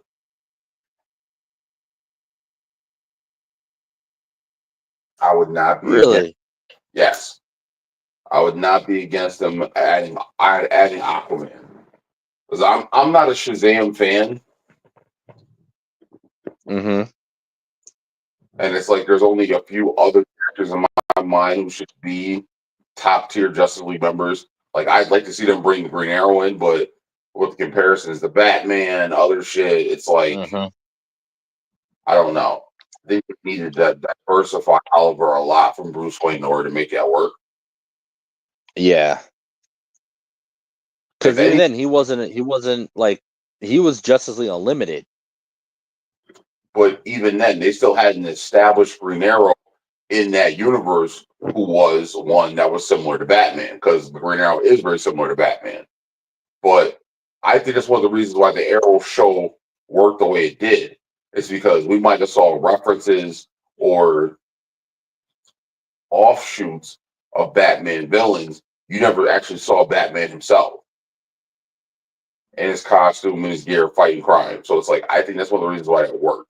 Because I think with them already establishing that Stephen Amell Green Arrow was the leading vigilante, because he even makes the joke. He even makes the joke himself, like, "Oh, Mm-hmm. Batman's not real." They're like, "What? What do you mean you don't believe in Batman?" He's like, "I don't. Batman is a conspiracy theory. He is something thought up by the GC police to frighten criminals." He's like, I'm the original vigilante, Barry." He goes, "How do you, out of all people, not believe in Batman?" Like, you know what I mean? Mm-hmm. No, I remember. I definitely remember that. That shit was funny. But no, I don't know. I just feel like they need to. James Gunn just needs to make sure he's doing things like he needs to take it slow. Take it slow, not too slow, but like make sure he's dropping. He make sure he's making good pace. He's building a story in a universe that has a good pace. You know what I'm saying? Mm-hmm. So I I don't know, because again, like characters like Cyborg, he's probably gonna go the established Booyah Cyborg if we even see Cyborg, even if we get to see Cyborg, you know what I mean? He's going with already established. I peel back layers, find out he's actually has a lot of depth and stuff like that. I don't know. I just wanted to be done right. I'll be honest. And overall, I just want my black super characters to be done properly and right, and done in a way that's respectful to them and their origin, and even more so respected to respectful to their creators as well. You know what I mean? Mm-hmm.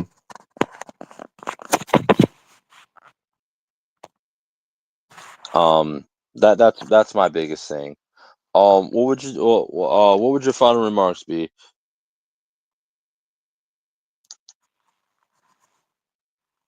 That your only limitations are the will of your own mind. Mm, mm. With to go with that, I would say I would really say like when it comes to the character of Cyborg, I feel like he's a great representation of like not letting your circumstance determine your outcome.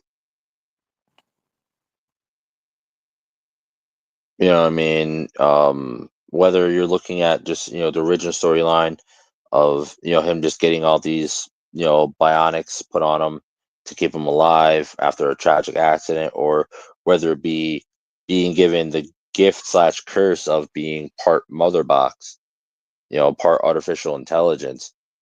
Yeah, and then using that for good instead of, what Apocalypse and what Dark Side would have used it for. You know what I'm saying? Um, don't let your current circumstance determine what your outcome is. You determine your outcome. Turn those curses into gifts. Turn those curses into blessings. And just make the best of what you have. We're all dealt shitty cards at one point or another. We just got to play the hands that we got. I love Cyborg as a character. I feel like he has so many layers. I feel like he's a big representation of how a lot of us, as as black men growing up in America, how we feel a lot of the times.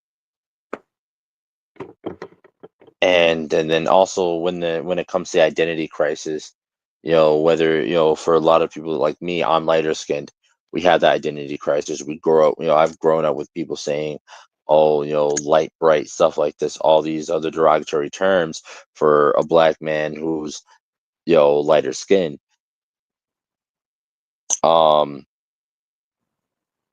It I just feel like he's an amazing character, and he represents a lot to, I feel like he should represent a lot to the black community and to our community, to our history as well. Because like I said, in that moment, when he had that moment when he was talking with Starfire, I truly felt seen. Like when he said what he said, I'm like, damn, I feel that. I feel that. I believe that came I watched that episode shortly after I had my white teacher take me outside of the classroom and dump all my shit out of my book bag and make me pick it up after. You know what I mean? I and that's how I felt. And when he verbalized it, I was like, holy shit, wow. So I just need to see this character done right. This character needs to be done right. No, I definitely If they're agree. gonna do him again, yeah. And again, in hell, even aside from what he represents for our community, well, I can't even say. Let me not say our community. Let me specify for the black community, because I'm a part of multiple different communities, especially the other community that he represents. Those who of trauma, you know what I mean? Those who are mentally broken and are on a mentally healing journey, you know what I mean? Those with maybe a physical kind of deformity to them. You know what I mean? Hell, I'm walking around with hardware in my body right now. So I wish they could have gave me a fucking whole ass bionic ankle. I'll take that. Thank you. But he represents a lot of different communities because the character has a lot going on with him. You know what I mean? From those who have body image issues, those who have, mental issues. There's a lot. I would like to say this: you'd have never got on a plane again. What happened? I said you would have never got on a plane again. Oh, yeah. Yeah. That's very true. I can just like I can just like pop it off and run it through TSA. Well, hold on. Where'd you get this Negro? Wakanda? Get your ass over here. Look at the wall. Get your Wakanda ass over here. Yeah. Oh, that vibranium. Yeah. Your Wakanda. Oh man. I thought you were taking but did you? Not on my watch. Oh God. Can't take a knee without your knee. Wow. That's insane.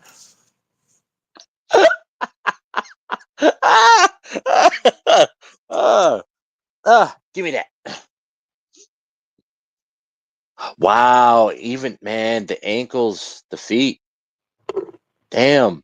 Even thinking of it, even if you put that in perspective, damn. A nigga losing his ankle to try to get away. That's crazy. A white man taking a black man's foot. It's crazy. Kunta Kinte? Kunta Kinte.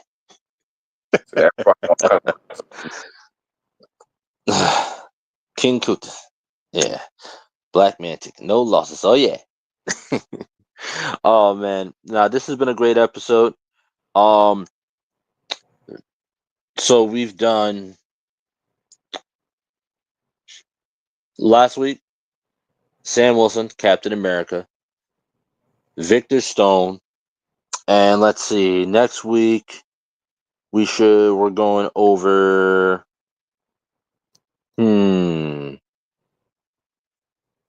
let's see, who should we go over?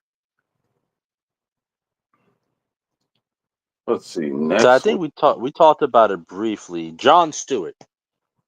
Yes. John Stewart, Green Lantern. Yes. Wait, did we already do a Green Lantern episode? I think we did. But I want to say we went over. I can't remember if we went over the mantle of the lantern or if we went over. Yeah, we went. Yeah, we went over the core. We went over the Green Lantern core itself. Okay. Yeah. Hmm. Hmm.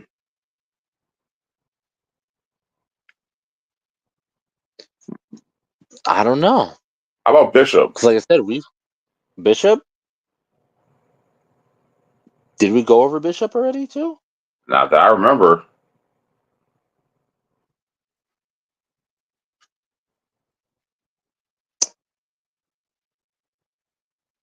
So if we haven't gone over Bishop already, yeah, I'll go over Bishop.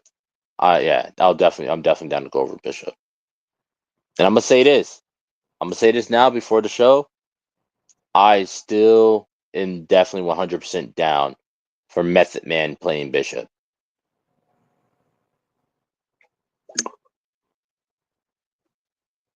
Because that's the one character he wants to play. He wants to play Bishop. Could you imagine they're in there in the middle of going to a mission and he's got his headphones in? They're like, "Yo, who are you listening to?" And he goes, "Method Man." Wu-Tang. I would love that. I would love that. Speaking of Wu-Tang, they're dropping another album in April. Very interesting. Yep. Yes. I don't know. That would be dope. That would be dope. So if not Bishop, um let's see, a black character that we haven't talked about yet.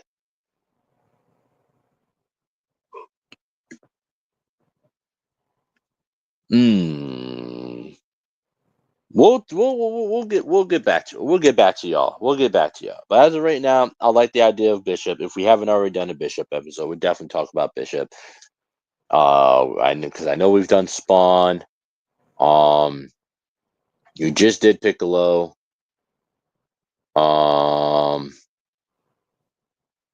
Ooh, you go over the Foxes. The Foxes? Yeah, you know Luke Fox. Oh,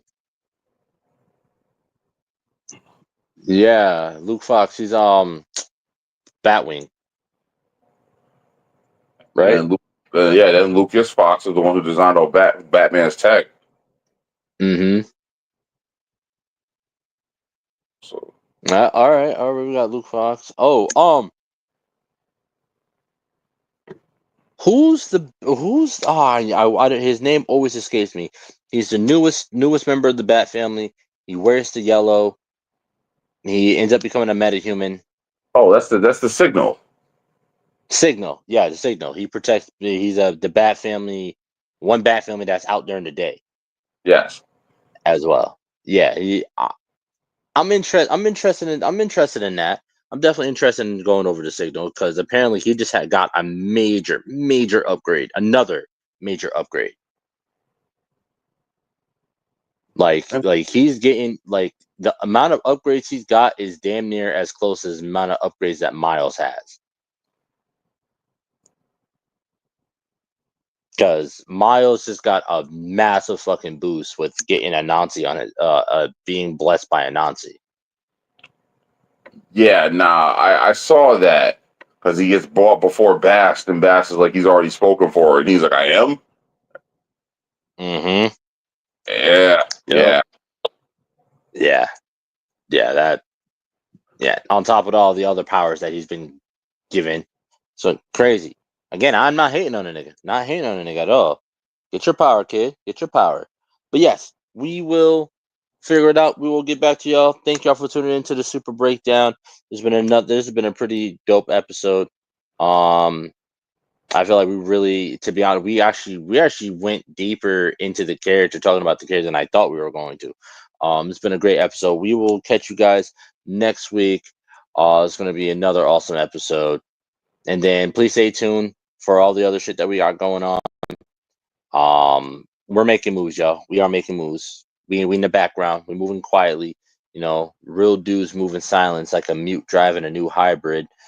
Shout out to Royce the 5'9" for that one. What? But yeah, you never heard that line? Royce the 5'9" said, "Real dudes move in silence like a mute driving a new hybrid." That sounds insane. Yeah. Real dudes move in silence like a mute driving a new hybrid. Copy. When I Okay. heard that shit, I was like, "Oh, okay." But yeah, no, yeah. I think it was on Writer's Block. I think Writer's Block. I think it was on there. But no, definitely we'll catch y'all next week. And as always, remember, fuck prep time. Fuck prep time.